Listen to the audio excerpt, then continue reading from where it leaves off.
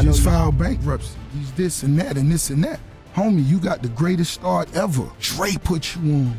Eminem. I came out of Miami self-made. For years, Rick Ross and 50 Cent have traded shots, insults, and humiliation from a distance. Then one night in Vancouver turns words into reality. Ross brushes it off, 50 smells blood, and Drake quietly picks a side. Now, latest footage shows that it's more than diss tracks. Things may have gotten physical.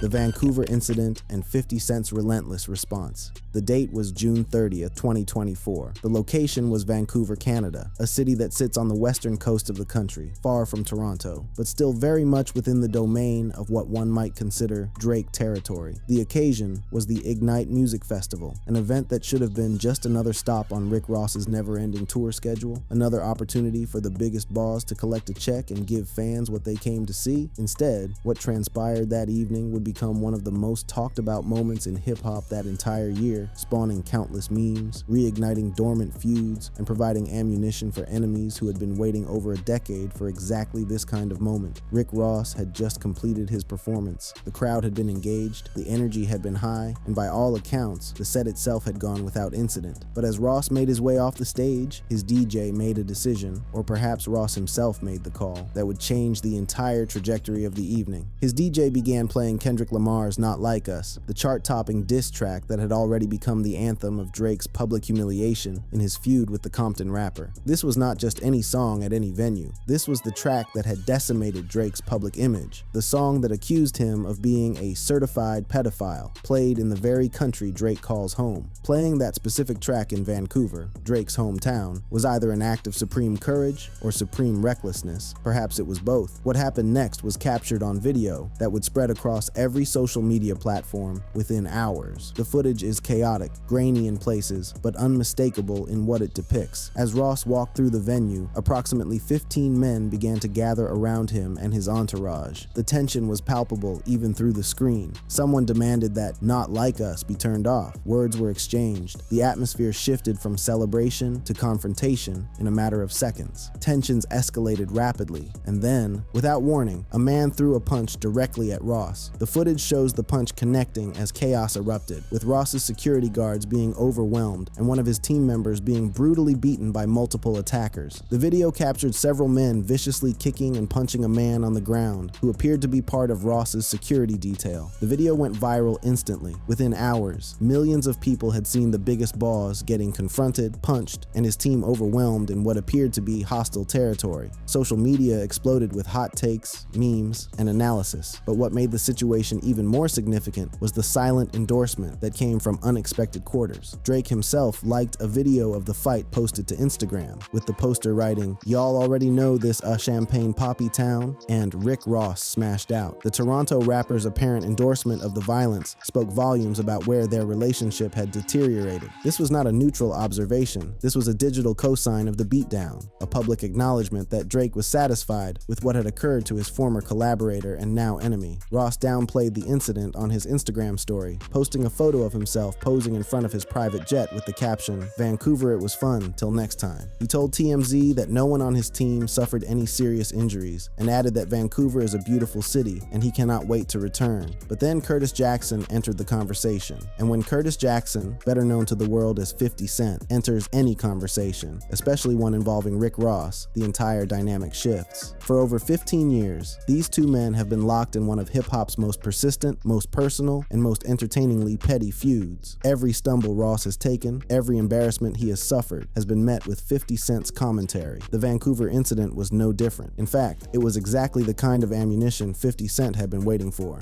Hey guys, I just saw a very unfortunate situation that took place in Canada.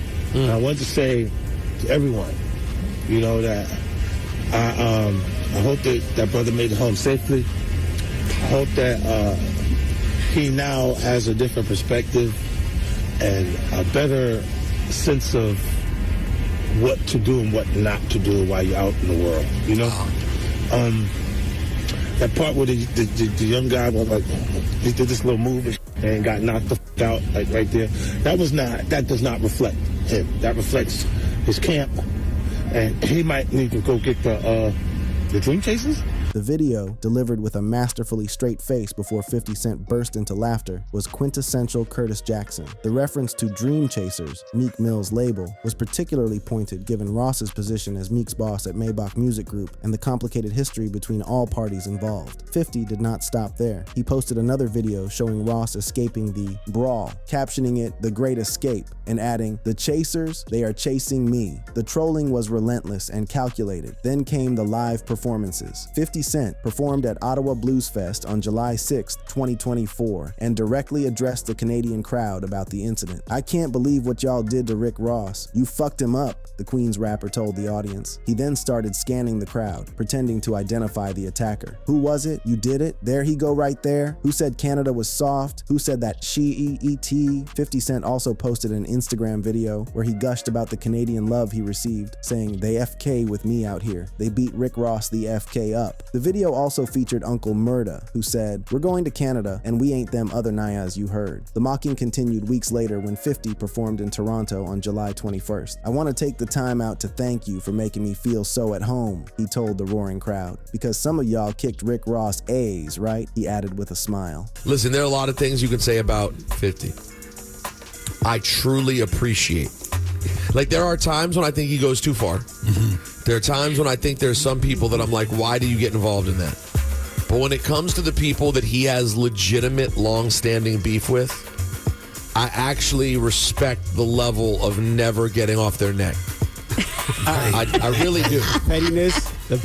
Petty. Ross, for his part, took to Instagram Live on July 4th to give his version of events. The biggest boss, ever the storyteller, painted a picture far different from what the video footage seemed to show. He insisted he was never punched in the face, claiming, "Let me tell you something. When the first dude stepped up to Rose, the little short fat one that looked like Bam Bam Bigelow from wrestling, when he stepped up, I squat down to his eyes and I said, 'Boy, if I hit you, you gonna see everything you ate for the last few days.' His balls dropped out of his He never said another word. He never did nothing. He was a straight buster." Then the Nia behind him said, "I know, meme."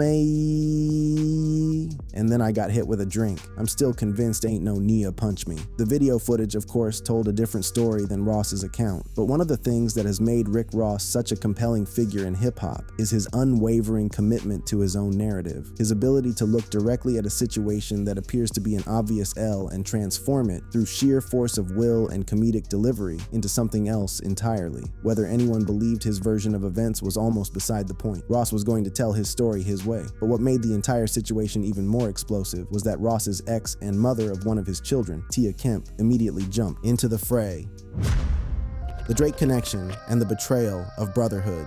If the Vancouver incident itself was explosive, what happened in the immediate aftermath added layers of complexity that would require a diagram to fully understand. The first person to pour additional gasoline on the fire was someone who had been waiting for exactly this opportunity. Someone who knew Rick Ross intimately, who had grievances dating back years, and who had absolutely no interest in protecting his reputation. Tia Kemp went on Instagram Live immediately after the Vancouver incident, roasting the father of her child with zero restraint. The words she chose were pointed, personal, and designed to inflict maximum damage. "They facking his fat eye up," she said in a clip from the stream. "I'm glad they smacked the shit out your big eye." She ridiculed Ross for not fighting back and continued posting stories portraying him as a clown, a man who talks tough but cannot back it up when confronted. Then came the moment that added gasoline to an already raging fire. Drake posted Instagram photos celebrating Canada Day on July 1st. Tia Kemp commented on Drake's photos, writing, "Drakey." Drake responded with a heart emoji, calling her "my goat." And then I guess Drake ended up liking one of the videos, and then Rick Ross is the mother of his son. Tia Kemp jumps in, and then in the comments, and then Drake responds to her calling her "my goat." Is that what he said? Cass One? Yeah, that's what he said. He called her goat. My goat. Yes, with like emojis and stuff. Ross responded in the comments with his own remarks, writing "Pedo versus Granny at a Champagne Poppy," a reference to the allegations Kendrick Lamar had leveled against Drake in Not Like Us, and a dig at Kemp's age. The situation illuminated just how fractured the relationship between Drake and Ross had become. To truly understand the magnitude of this fallout, one must appreciate the history these two men share. These were two artists who had collaborated on countless anthems albums together, Aston Martin Music, which became a romantic slow jam staple, Lord Knows, a cinematic masterpiece produced by Just Blaze, Stay Schemin', where Drake delivered one of his most quotable verses, and Money in the Grave, which hit #1 on the Billboard Hot 100. They had proven themselves to be a Shaq and Kobe-like duo in the studio, two artists whose chemistry produced consistent gold. They had even planned a joint album titled YOLO in the early 2010s that never materialized, a project that, had it been released during their peak collaborative period, likely would have been massive. The partnership went beyond music. There were public displays of friendship, appearances at each other's events, the kind of camaraderie that suggested genuine brotherhood rather than mere industry convenience. In May 2023, Ross appeared on Drink Champs claiming that he and Drake were real close and that they're in the 2 percentile when it comes to writers and creators. Less than a year later, they were exchanging diss tracks. The beef erupted when Drake's diss track Push-Ups leaked online in April 2024. While the track was primarily aimed at Kendrick Lamar, Drake took shots at Ross's corrections officer Past and delivered what may have been the most cutting bars of the entire song. The suggestion that every charting song Ross has was a track featuring Drake. I might take your latest girl and cuff her like I'm Ricky. Can't believe he jumping in. This Nia turning 50. Every song that made it on the chart, he got from Drizzy. Spend that little check you got and stay up out my business. The implications were devastating. That without Drake's features, Ross would be irrelevant. That his success was borrowed. That he should know his place. Ross fired back the same day with Champagne Moments, recorded and released within hours of Drake's track leaking. It was a remarkable display of creative urgency and pettiness combined. Ross went directly for Drake's identity, calling him white boy repeatedly, claiming the Toronto rapper stole his flow from Lil Wayne, and alleging Drake had undergone cosmetic surgery to change his nose. The BBL Drizzy nickname was born, a reference to the Brazilian butt lift procedure that Ross accused Drake of having, and Ross wore it like a badge of honor, even wearing a shirt with Drake's face on it while performing his diss track at clubs. Drake responded by texting his mother screenshots explaining that Ross had gone loopy off the Mounjaro and was performing at proms for money. Ross posted that screenshot too, mocking Drake for running to his mother. According to Ross, the beef originated because Drake sent a cease and desist to French Montana. In Champagne Moments, Ross revealed, I unfollowed you, Nia, cause you sent the motherfucking cease and desist to French Montana. Nia, you sent the police Nia, hated on my dog project. Later, on the Koresha Please podcast with Young Miami, Ross addressed both the Vancouver incident and his relationship with Drake. When asked if reconciliation was possible, Ross said, I don't know, it depends on how I feel. If I had Luc Belaire champagne already that morning, it may be a good day. If I haven't, you never f***ing know. You know what I'm saying? Because that's how the game go. It's just like that. F 'em or whatever it is. But other than that, I ain't losing no sleep over none of this shit. Ross also revealed why his crew got overwhelmed in Vancouver. All my homies that usually travel with me, them Nayas couldn't come in because of their felonies, he told Miami. If I would have just had 2 or 3 more of my homies with me, we would have stripped them Nayas out their drawers and socks. The 15-Year War and the Impossible Peace. What most casual observers failed to understand about 50 Cent's relentless mockery of Rick Ross after Vancouver was that it represented merely the latest chapter in one of hip-hop's longest-running and most bitter feuds. This was not opportunistic trolling from a random enemy. This was the continuation of a conflict that had been simmering, exploding, cooling, and reigniting for a decade and a half. To understand why 50 Cent responded the way he did, why he performed multiple concerts dedicated to mocking Ross, why he posted video after video, one must understand the history, a history so convoluted, so personal, and so petty that it has become the stuff of hip-hop legend. The animosity between Curtis Jackson and William Roberts reportedly began at the 2008 BET Hip Hop Awards, where Ross felt slighted by the way 50 Cent looked at him. That is not a typo or an exaggeration. According to Ross's own accounts, the entire beef began because of how 50 Cent looked at him, what Ross perceived as an evil stare, a look of disrespect. 50 later claimed he did not remember seeing Ross there at all, which, whether true or simply designed to be dismissive, only added to the tension. You know that wasn't true. Anybody that know Curtis, he knows he's the police himself. It's footage of the GS9 homies pressing him when he was just in New York. He had more cops than goddamn Donald Trump. But more importantly, it's not even about that. That's his business. At the same time, y'all just better realize that man been playing with y'all, joking and all that. Man ain't on that. That man's situation, as far as I'm concerned, I don't know him like that. But as far as I'm concerned, he been the victim his whole life.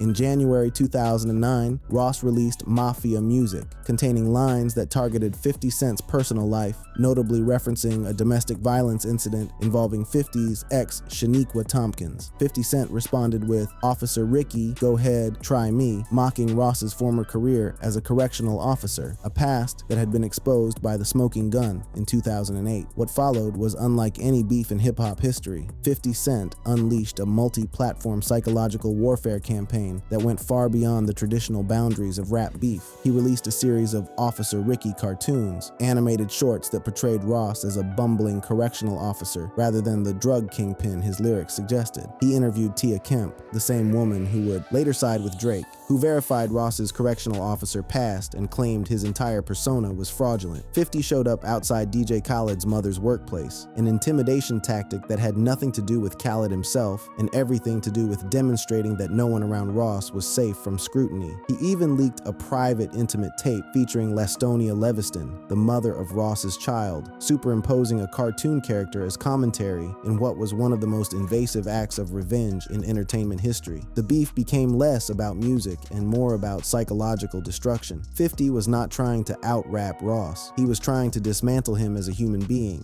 to expose every fabrication in his persona, to humiliate everyone around him. The tape leak would eventually cost 50 Cent dearly. Leviston sued, and the case wound through the legal system for years. A jury awarded her $7 million for severe emotional distress and privacy violation, a staggering sum that demonstrated how seriously the court took the violation of her privacy. This financial hit contributed to 50 filing for bankruptcy in 2015, a fact that Ross and his supporters have pointed to ever since as evidence that 50 lost the war despite winning individual battles. 50 Cent even sued his own legal team, claiming Ross had been the one to leak the tape and that his attorneys had failed to secure proper evidence. The litigation demonstrated just how deeply the personal had become intertwined with the professional, how a beef that started with a dirty look at an awards show had metastasized into something that touched every aspect of both men's lives. The beef reignited periodically over the years, never fully dying despite periods of relative quiet. In 2013, when Ross was the target of a drive-by shooting on his birthday, 50 Cent immediately took to Twitter to claim the incident was staged, a publicity stunt rather than a genuine attempt on his life. In 2023, 50 Cent mocked the sales of Too Good to Be True, the collaborative album between Rick Ross and Meek Mill, pointing out that their combined star power had failed to generate the numbers one might expect. Ross responded by questioning 50 Cent's ownership of his music masters, suggesting he might purchase them himself, a threat that cut at the heart of 50's business legacy. The insults traded back and forth were creative, personal, and designed to find whatever vulnerabilities each man possessed. Rick Ross, speaking on the matter years ago, explained his philosophy on the feud. At the end of the day, it's all about chess. When you don't have nothing to lose, like I didn't at that point, it really ain't matter. The statement revealed something important about how Ross viewed the conflict, not as a war he needed to win outright, but as a game of positioning, of outlasting, of refusing to be destroyed, even when every weapon was deployed against him. The question of whether peace could ever be brokered has been raised repeatedly over the years, and the Drake-Ross fallout added yet another layer of impossibility to an already impossible situation. DJ Khaled found himself in an awkward position as a close friend and collaborator with both Drake and Ross, and for that matter, with 50 Cent as well. The Miami-based DJ and producer had built his entire career on collaboration, on bringing artists together, on being the connective tissue of hip-hop. Some of Khaled's biggest hits featured both Drake and Ross together, including I'm on One and No New Friends, songs that now seemed like artifacts from a different era when these men were brothers rather than enemies. When the beef erupted, social media immediately began joking that Khaled would suffer the most, that his next album would be impossible to construct if all his favorite collaborators refused to be on the same project.